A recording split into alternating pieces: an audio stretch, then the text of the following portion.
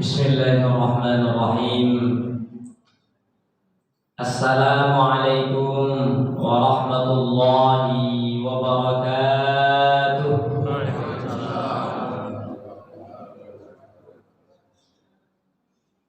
Alhamdulillah, alhamdulillahi rabbil alamin. Wassalatu wassalamu ala sayyidina Muhammadin wa ala alihi wa sahbihi ajma'in, amma ba'du. Allahumma salli wa sallim ala sayyidina Muhammad wa ala alihi sayyidina Muhammad. Rabbi shrah li sadri wa yassir li amri wa hlul 'uqdatam min lisani yafqahu qawli. Subhanaka la ilma lana illa ma 'allamtana innaka antal alimul hakim. Hasbunallahu wa ni'mal wakil, ni'mal maula wa ni'man nasir. Shadaqallahul azim. Bapak dan Ibu jemaah salat subuh berjamaah yang dimuliakan oleh Allah Subhanahu wa taala.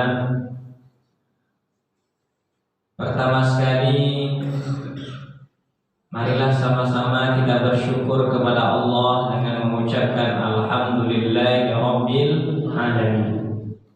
Karena berkat Allah Subhanahu wa taala yang telah memberikan kita sampai hari ini berupa nikmat sehat, nikmat iman, nikmat Islam, dan nikmat ihsan.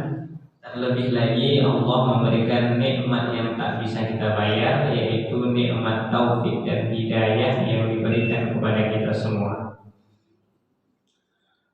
Bersalawat kita kepada baginda besar Muhammad sallallahu alaihi wasallam dengan mengucapkan Allahumma shalli wa sallim ala sayyidina Muhammad wa ala alihi sayyidina Muhammad.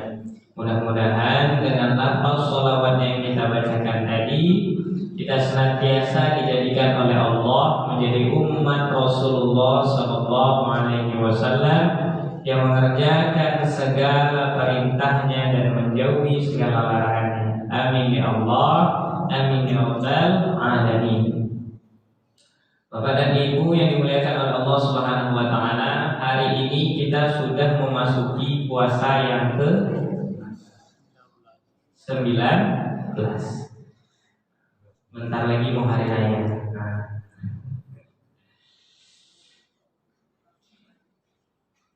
19 Ramadan. Bentar lagi kita akan memasuki tahap-tahap akhir.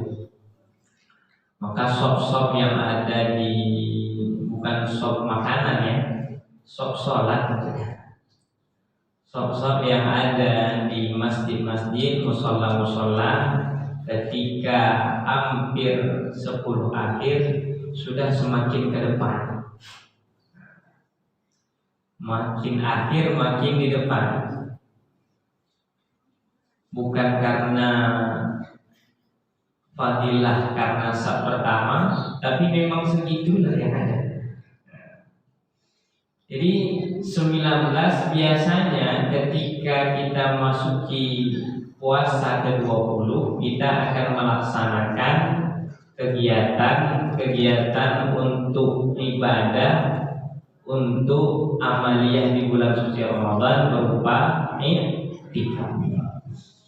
Maka pada kesempatan yang berbahagia ini kita akan mempelajari tentang persiapan-persiapan dari i'tikaf. Kalau i'tikaf secara bahasa itu disebutkan dalam kitab Taqriratus Sadidah, luzumu syai'i walau syarran, menetap kepada suatu tempat walaupun tempat itu buruk, walaupun tempat itu tidak baik. Jadi menetapnya seseorang pada suatu tempat walaupun tempat itu tidak baik, itu dinamakan i'tikaf. Jadi ibu-ibu ketika telepon suaminya, abang lagi di mana? Lagi i'tikaf. Kok dengar suara musik bang? Nah, Itu i'tikaf juga secara bahasa. Abang mau pulang-pulang nih, udah jam 12 nih. Abang lagi i'tikaf. I'tikaf di mana? I'tikaf di warung. Nah, itu i'tikaf secara bahasa. Maka hati-hati, ini udah paham ibu-ibu semua tentang i'tikaf secara bahasa. Maka pastikan nanti kalau telepon suami jam 12, jam 10 malam kok belum pulang dia, tanya sama dia, i'tikaf apakah dikafi? Jadi i'tikaf secara bahasa itu menetap kepada suatu tempat walaupun tempat itu tidak baik. Wa qala ba'duhum la yakunu illa fi khair. Jadi ada pendapat juga tempat itu dikatakan i'tikaf walaupun tempat itu baik, walaupun tempat itu buruk, tapi yang jelas i'tikaf itu di tempat-tempat yang baik. Itu secara bahasa. Kalau secara syariat gimana Ustaz? Kalau secara syariat muksun maksusun li syakhsin maksusin fi makanin maksusin bi niyatin maksusah.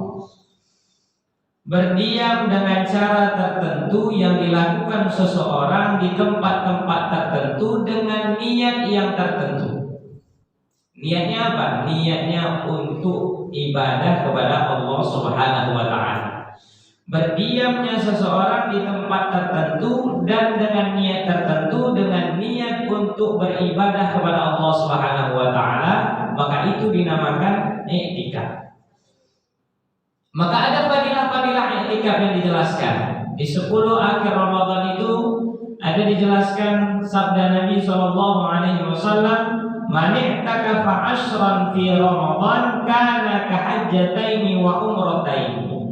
Barang siapa i'tikaf di 10 akhir di bulan suci Ramadan, maka dia akan mendapatkan pahala seumpama 2 kali haji dan umrah.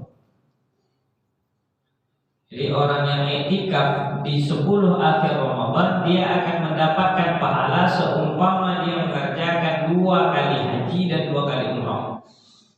Jadi kalau belum haji dan umrah, nah inilah sempat-sempatkanlah ibadah di 10 akhir Ramadan agar pahalanya nanti akan diberikan oleh Allah seperti 2 kali haji dan umrah. Ustaz, kenapa di 10 akhir Ramadan itu begitu banyak fadilah keistimewaan orang-orang i'tikaf? Kenapa mesti di 10 akhir Ramadan? Karena Nabi kita Muhammad sallallahu alaihi wasallam ketika di bulan suci Ramadan itu sudah i'tikaf 20 hari.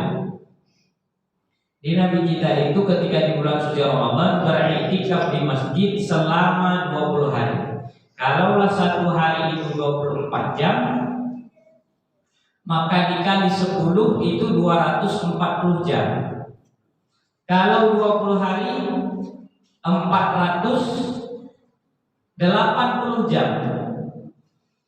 Jadi kita 10 hari situ sudah lewat. Tinggal 10 hari lagi lah. 20 sampai ke 30. Kalau kita bukan 24 jam, apa istilahnya? I'tikaf Batman, i'tikaf kelelawar. Dari jam 1 sampai ke suruh. Bahkan ada protokolnya lagi kalau di Pekanbaru. Dari jam 1 sampai jam 2 itu jamaah sudah hadir ke masjid melakukan ibadah-ibadah sunnah secara personal, secara sendiri-sendiri. Kemudian jam 2 sampai jam 3 itu protokol memberitahukan bahwasanya acara selanjutnya itu tadabbur Al-Quran di juz-juz yang juz 30. Selanjutnya baru sholat berjamaah, sholat tahajud, sholat witir sampai jam 4. Kemudian barulah muhasabah dan zikir sampai 4.20. 4.20 sampai ke 4.40 itu sahur. Maka saya ketika mahasiswa itu, bulan Ramadan itu bulannya bukannya indah saja, tetapi bulan di mana mahasiswa itu makan sahur pun bisa gratis. Ketika mahasiswa waktu di Banda Aceh, nah itulah 10 akhir Ramadan itu carilah masjid yang ada i'tikaf dan ada sahurnya. Begitulah ketika di akhir-akhir Ramadan. Begitulah Nabi 480 jam i'tikaf di masjid. Nah, kalau kita di 10 akhir Ramadan ini berusahalah untuk i'tikaf dengan sempat-sempatkan diri, dengan betul-betul untuk muhasabah diri di 10 akhir Ramadan itu. Lalu apa hukum i'tikaf? Ada hukum i'tikaf. Hukum i'tikaf itu yang pertama wajib bagi orang yang bernazar. Contoh, apa itu nazar? Amalan sunnah yang mewajibkan kepada diri kita. Misal ibadah sunnah itu sholat tahajud. Jadi ibu-ibu bernazar, andaikanlah Ustaz itu jadi menantu. Nazar aku setiap Senin dan Kamis puasa selama 1 bulan. Ini misal, bukan promosi. Ibadah sunnah. Jadi nazar itu amalan ibadah sunnah yang bisa derajatnya merubah menjadi kewajiban. Karena kita pernah bernazar, kalaulah seandainya saya lulus PNS, saya akan bernazar akan memotong kambing 1 ekor, dan saya akan bersedekah kepada seluruh masyarakat dengan 1 ekor kambing. Kalaulah saya nanti bisa menjadi salah satu ketua, kepala kantor, kepala dinas, saya akan sholat tahajud selama 1 bulan. Itulah nazar, amalan ibadah sunnah yang bisa mewajibkan kepada diri kita. Yang pertama wajib, i'tikaf hukumnya wajib bagi orang yang bernazar. Saya i'tikaf selama 10 Ramadan. Saya bernazar kalau bulan puasa ini saya mendapatkan THR 10 juta, saya bernazar selama bulan suci Ramadan 10 hari saya i'tikaf. Maka hukumnya adalah wajib. Nah, boleh tak dikerjakan. Yang kedua sunnah. I'tikaf hukum yang kedua adalah sunnah. Karena pada dasarnya hukum i'tikaf ini adalah sunnah. Wa fi Ramadan wal 'ishril awakhir minhu akada. Dan pada 10 akhir Ramadan itu lebih baik. Kenapa di 10 akhir Ramadan, Ustaz? Karena 10 akhir Ramadan ini sudah banyak pikiran-pikiran kita. Nanti waktu hari raya gorden warna apa ya? Nanti ketika hari raya pakai mukena warna apa ya? Nanti ketika hari raya pakai baju hari raya apa ya? Maka 10 akhir Ramadan itu kita disibukkan untuk i'tikaf. Yang ketiga makruh. Nah, ini untuk ibu-ibu ini. Kenapa bisa makruh, Ustaz? Wa huwa i'tikaful mar'ati bi izni zawjiha idza kanat min zawatil hayati ma'amnil ifidati. Hukum bisa i'tikaf itu bisa menjadi makruh apabila seorang perempuan itu pergi i'tikaf dengan izin suami, tetapi ketika dia keluar untuk i'tikaf, perempuan itu mengundang perhatian, bisa mengundang fitnah. Dia mendapatkan izin suami, bang aku i'tikaf ya, silahkan i'tikaf. Tapi ketika perjalanan i'tikaf itu mengundang perhatian dari masyarakat sekitar, maka hukumnya adalah makruh. Nah, jadi walaupun sudah dapat izin suami, tetapi mengundang perhatian, maka hukumnya tetap makruh. Dan yang keempat, haram. I'tikaf rupanya bisa menjadi haram. Kenapa bisa haram, Ustaz? I'tikaful mar'ati biduni izani zawjiha au biiznihi ma'a khaufil fitnati. I'tikaf seseorang perempuan dengan ketiadaan izin dari suaminya atau izin karena takut datangnya fitnah, maka hukumnya adalah makruh. Tidak dapat izin dari suami, bang aku izinnya untuk i'tikaf. Apa kata suami di rumah? Udah masalah ketika di rumah aja, siapkan sahur segala macam. Maka walaupun ibadah iktikaf itu menjadi pahala, tetapi karena tidak ada izin dari suami, maka hukumnya adalah haram. Jadi ada dua hukum kepada perempuan. Yang pertama, bisa menjadi makruh, dapat izin dari suami tetapi mengundang perhatian. Yang kedua, hukumnya bisa menjadi haram karena tidak mendapatkan izin suami dan dapat mengkhawatirkan terjadi fitnah. Itu dasar hukum dari iktikaf.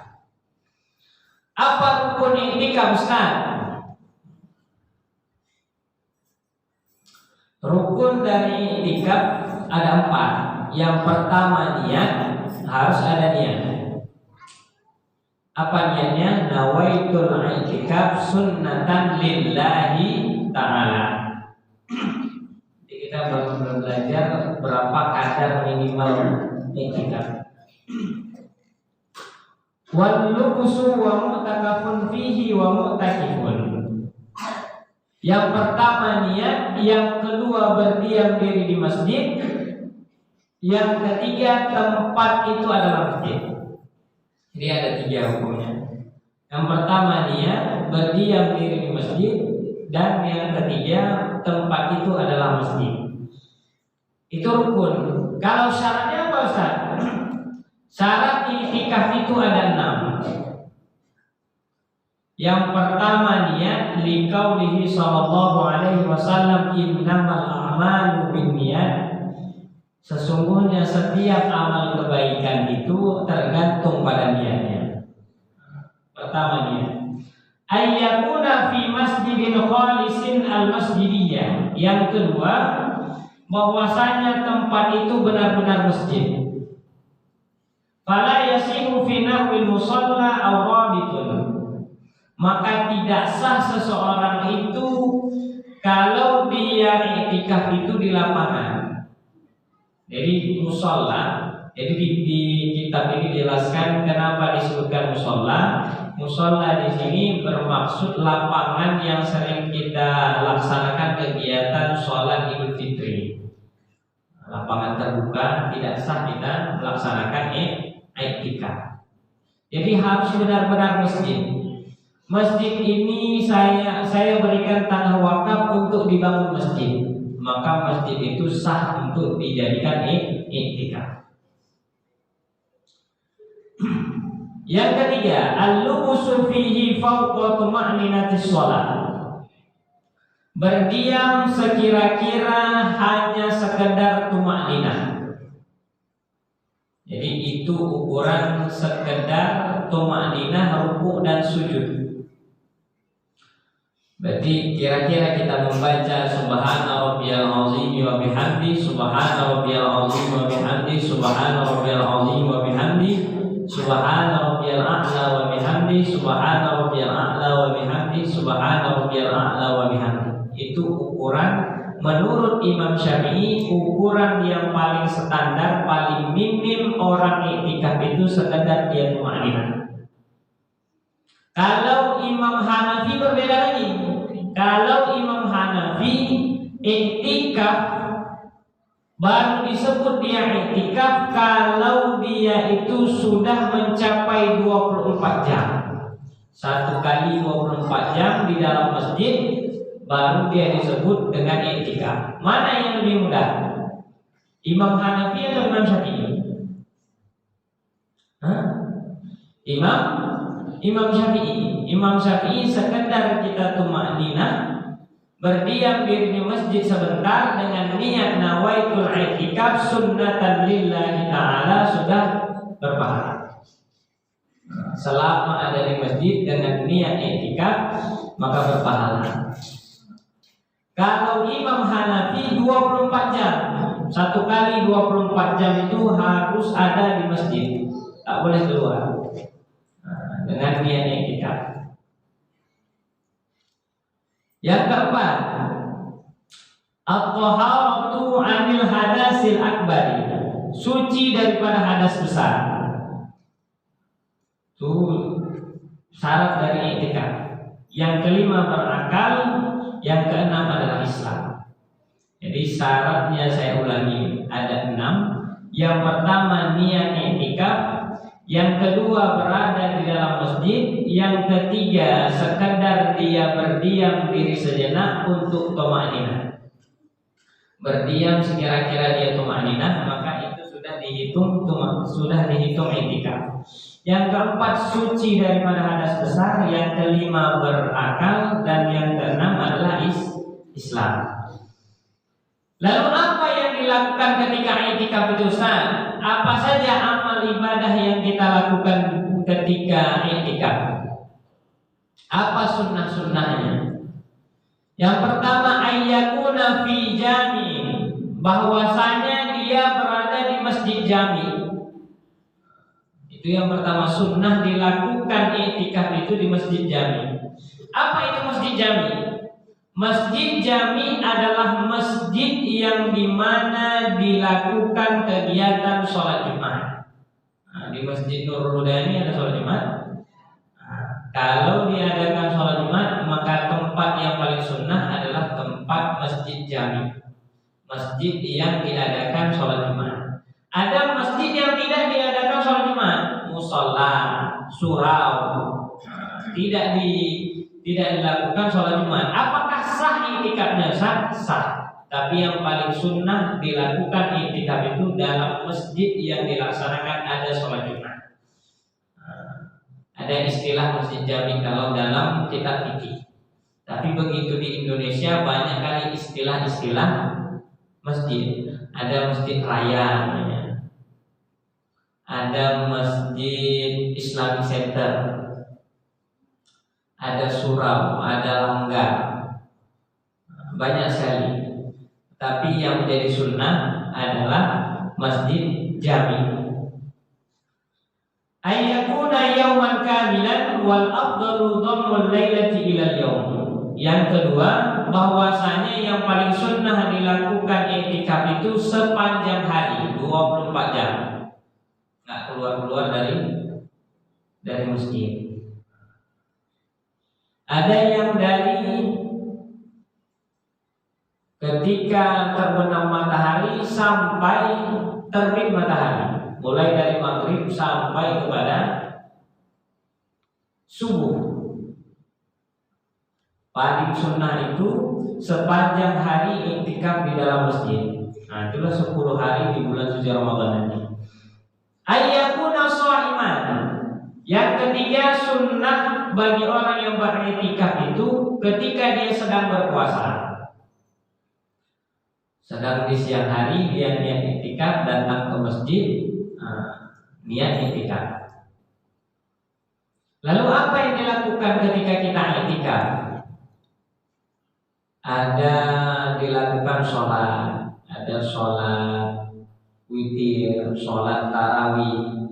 Niatlah iktikaf. Sholat tarawih berapa rakaat dilaksanakan? 8 rakaat. Ustaz, saya udah iktikaf itu udah banyak kali saya sholat. Sholat tarawih 8 rakaat, sholat witir 3 rakaat. Udah berapa? 11 rakaat. Sholat tahajud 2 rakaat. Berapa? 13. Sholat sunnah taubat 2 rakaat, 15. Sholat sunnah tahiyatul masjid 2 rakaat, 17. Sholat apa lagi? Sholat sunat hajat 2 rakaat, 17. Apa lagi? Sholat sunat apa lagi? Sholat sunat duha. Udah berapa rakaat? 19 rakaat. 19 rakaat. Dan setiap hari saya sholat. Sudah banyak kali sholat.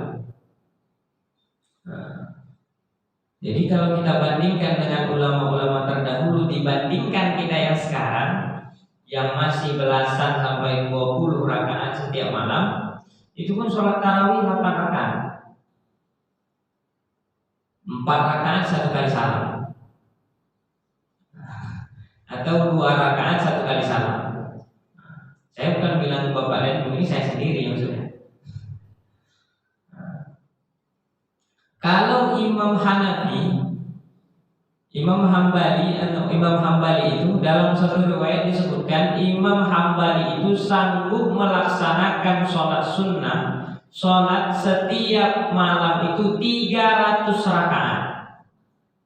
Dibandingkan kita yang masih 20 atau belasan tadi, 300 rakaat. Ada Imam Hanafi. Imam Hanafi ketika setiap malam itu dia sanggup mengkhatamkan Al-Quran dalam satu rakaat. Dalam satu rakaat dia sanggup mengkhatamkan Al-Quran satu kali. Satu rakaat. Kalau kita udah belasan rakaat,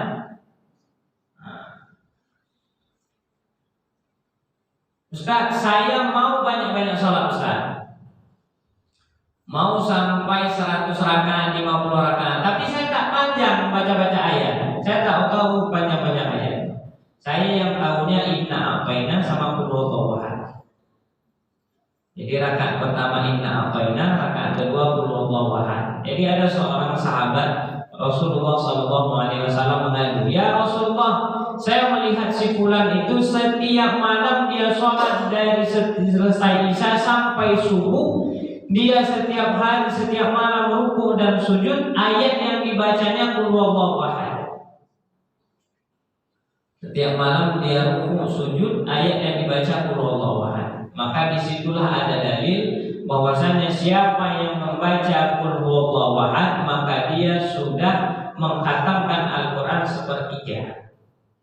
Maka dijawab oleh Rasulullah. Jadi tak masalah yang dibaca itu Qul Huwallahu Ahad. Setiap malam itu Qul Huwallahu Ahad aja. Cuma jangan jadi imam sendiri aja. Jadi imam Qul Huwallahu Ahad, Qul Huwallahu Ahad. Nah, setiap malam dia baca Qul Huwallahu Ahad. Maka kalau seandainya kita mau melaksanakan sholat sunnah, tak pandai kita baca-baca ayat yang panjang-panjang, maka dibacalah Qul Huwallahu Ahad. Maka paling bagus juga kalau sunnah paling bagus itu menghatamkan Al-Quran ketika di dalam sholat. Paling sunnah membaca ayat Al-Quran itu panjang-panjang ketika di dalam sholat. Maka kalau seandainya kita kegiatan i'tikaf nanti biasanya ada Al-Quran tahajud, Al-Quran yang sudah berdiri, jadi imamnya bisa lihat bacaan ayat Al-Quran. Bismillahirrahmanirrahim. Ya ayyuhalladzina amanu kutiba alaikumus shiyam kama kutiba alal ladzina min qablikum la'allakum tattaqun, sampai seterusnya dibaca satu halaman. Satu rakaat itu satu halaman dibaca. Maka boleh dibaca ayat Al-Quran itu sambil kita melihat. Sambil kita pegang mushaf Al-Quran itu kita baca di dalam sholat, boleh. Ada HP misalnya, ada aplikasi Al-Quran itu, kita buka HP sambil kita baca. Nah, cuma jangan diaktifkan sinyalnya, mode pesawat. Ini pas lagi dibaca, ada pula telepon, diangkatlah, assalamualaikum lagi sholat nih. Itu bahaya. Boleh seperti itu, dibaca ayat itu sambil kita melihat mushaf Al-Quran karena mau mengkhatamkan Al-Quran. Di dalam masjid dari 1 sampai 20 itu tak sempat untuk mengkhatamkan Al-Quran, maka ketika dari 20 sampai 30 itu kita habiskan amal ibadah kita untuk mengkhatamkan Al-Quran ketika dalam keadaan i'tikaf. Yang selama ini belum sempat sholat tahajud, maka ketika i'tikaf nanti di 10 akhir Ramadan, maka mulailah untuk sholat tahajud. Jadi kalau kita banding-bandingkan ulama-ulama terdahulu, memang luar biasa. Ketika di bulan suci Ramadan itu, mereka sanggup mengkhatamkan Al-Quran itu sampai 60 kali. Imam Syafi'i itu sanggup mengkhatamkan Al-Quran selama bulan suci Ramadan 60 kali. Imam Hanafi ketika masuk bulan suci Ramadan dia sanggup mengkhatamkan Al-Quran ketika di malam hari 60 kali, ketika di siang hari 60 kali. Dalam satu kali 24 jam sanggup mengkhatamkan Al-Quran 120 kali ketika di bulan suci Ramadan. Nah, itu kan ulama Ustaz, itu kan imam mazhab, mereka kan luar biasa amal ibadah kita. Nah, dalam buku novel Ayah karangan Buya Hamka, ada seorang namanya Irfan bercerita, dilihatnya lah Buya Hamka itu membaca ayat Al-Quran, mengkhatamkan Al-Quran, membaca ayat dalam satu kali 24 jam. Ketika di bulan suci Ramadan itu 6 juz dia baca dalam satu hari. Dalam satu hari itu 6 juz dia baca. Ditanya sama Irfan ini, Buya, kenapa sampai 6 juz dalam satu hari 24 jam itu 6 juz Buya baca? Saya membaca 6 juz ini karena ketika hati saya sedih, ketika istri saya meninggalkan saya, istrinya sudah meninggal, maka Buya Hamka menghibur hatinya itu dengan membaca ayat Al-Quran. Dalam satu hari 24 jam itu 6 juz beliau baca. Jadi ditanya lagi sama anak kepada ayahnya, ayah kenapa lama kali lihat chat, lihat HP? Inilah ayah lagi mengenang chat sama ibu kalian dulu, sebelum ada ibu yang baru datang. Nah, itulah yang dilakukan di bulan suci Ramadan. Ketika di akhir 10 kita i'tikaf, ada sholat yang bisa kita laksanakan, ada sholat sunnah yang belum pernah kita kerjakan. Di 10 akhir Ramadan itu laksanakanlah. Al-Quran yang belum sempat kita khatamkan, ketika masuk i'tikaf di 10 akhir itu mulailah untuk mengkhatamkan Al-Quran. Ustaz, saya kalau sholat sudah tak sanggup lagi Ustaz, tak bisa saya lama-lama sholat. Untuk mengkhatamkan Al-Quran saya tak bisa lagi Ustaz, mata saya sudah mulai rapuh, tak bisa lagi saya membaca. Maka yang ketiga solusinya berzikir. Ala bizikrillah tatma'innul qulub. Hanya mengingat Allah hati akan menjadi tenang. Man lazimal istighfar ja'alallahu lahu min kulli hammin makhraja wa min kulli dhikin makhraja wa yarzuqhu min haitsu la yahtasib. Orang-orang yang setiap hari mau membaca istighfar, dalam sempit akan Allah lapangkan. Ketika dia bermasalah, Allah akan berikan jalan keluar, wa yarzuqhu min haitsu la yahtasib, dan Allah akan berikan rezeki dari jalan yang tidak pernah ia duga. Maka ada seorang sahabat mengadu kepada Rasulullah, ya Rasulullah, apa perbedaan kami dengan orang kaya? Kalau orang kaya itu mereka sudah diberikan harta yang banyak, mereka sanggup berinfak, mereka sanggup bersedekah. Kalau dibandingkan kami sudah berpuasa, mereka juga berpuasa. Kami sholat, mereka juga sholat. Tapi mereka diberikan harta yang banyak sehingga mereka mau bisa berinfak, sementara kami tidak bisa. Apa kata Rasulullah SAW? Inna kulli tasbihatin shadaqah, wa inna kulli tahlilatin shadaqah, wa inna kulli tahmidatin shadaqah. Setiap tasbih yang engkau ucapkan, setiap tahmid yang engkau ucapkan, setiap zikir yang engkau lafazkan, maka itu akan bernilai sedekah. Subhanallah walhamdulillah wa la ilaha illallah Allahu akbar. Setiap nggak sanggup dia sholat, nggak sanggup dia mengkhatamkan Al-Quran, mulailah berzikir. Ustaz, tak sanggup saya sholat, tak sanggup saya baca Al-Quran, tak sanggup saya berzikir. Udahlah, keluar dari masjid, lihatlah orang mati. Tak sanggup lagi sholat, tak sanggup lagi berzikir, tak sanggup lagi mengkhatamkan Al-Quran, keluar dari masjid, lihatlah orang meninggal. Ada juga pahala.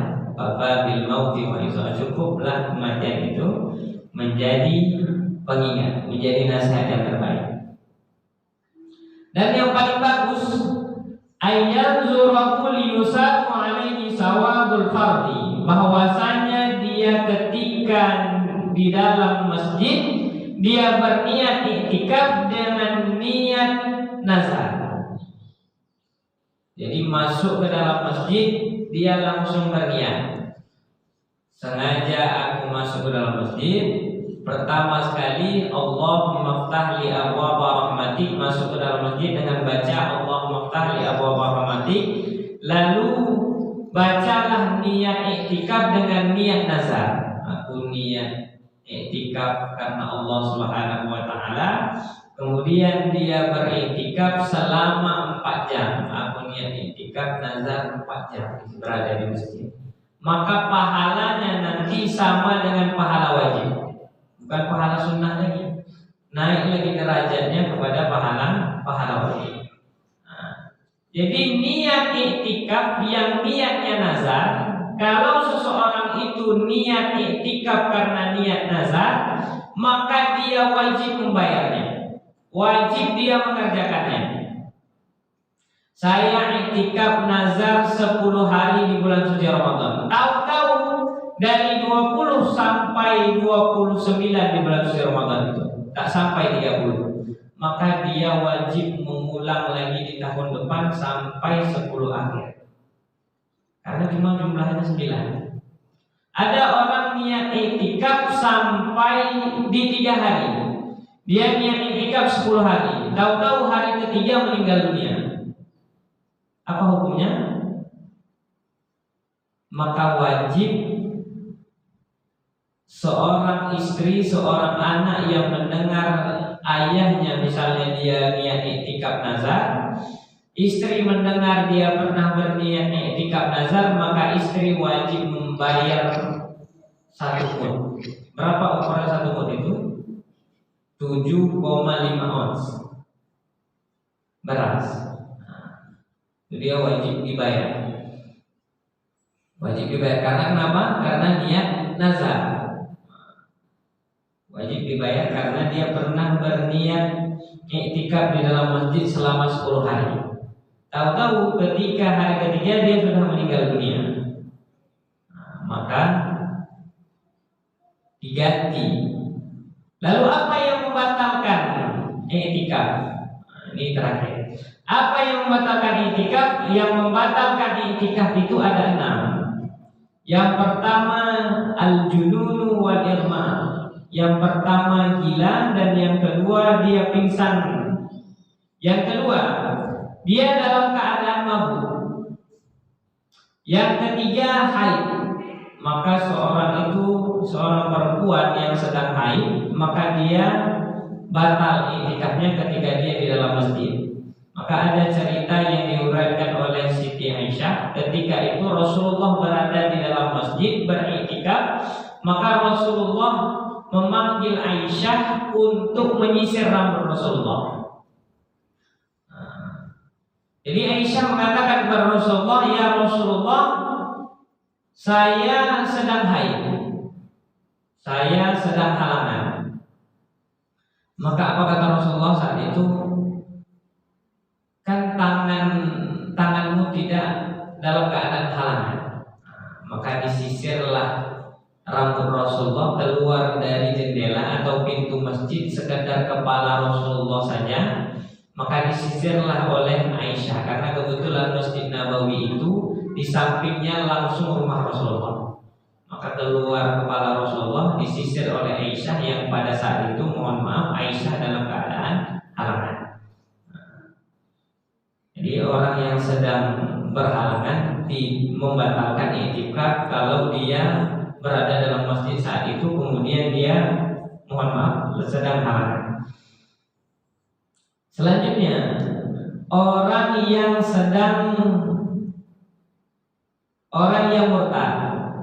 murtad dia, maka batal iktikaf.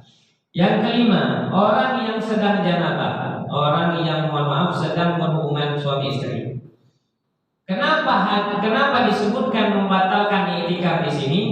Maka di dalam ayat Al-Quran disebutkan wala tubashiruhunna wa antum aakifuna fil masajid.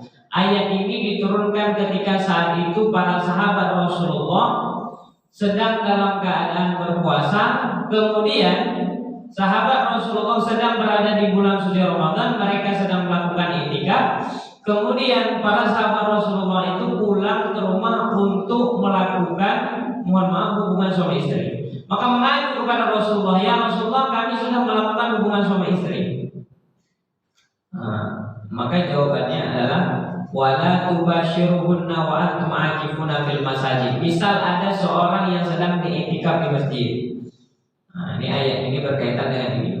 Kenapa ayat ini disebutkan orang yang sedang berhubungan suami istri itu batal iktikafnya? Karena dia berada di dalam masjid, kemudian dia pulang ke rumah sebentar untuk mengambil baju, tahu-tahu dalam mengambil baju itu dia melakukan hubungan suami istri. Maka batallah iktikafnya. Bukan berada dalam masjid dia lakukan hubungan suami istri, bukan. Dia keluar dari masjid, kemudian ada sesuatu hal yang perlu mengambil baju atau segala macam yang lainnya, dalam sempit dia sempatkan. Maka batallah i'tikaf. Yang keenam, terakhir, al-khuruju minal masjid bila uzri. Dia keluar dari masjid karena ketiadaan uzur. Bukan karena mau ke toilet, bukan mau karena ke kamar mandi.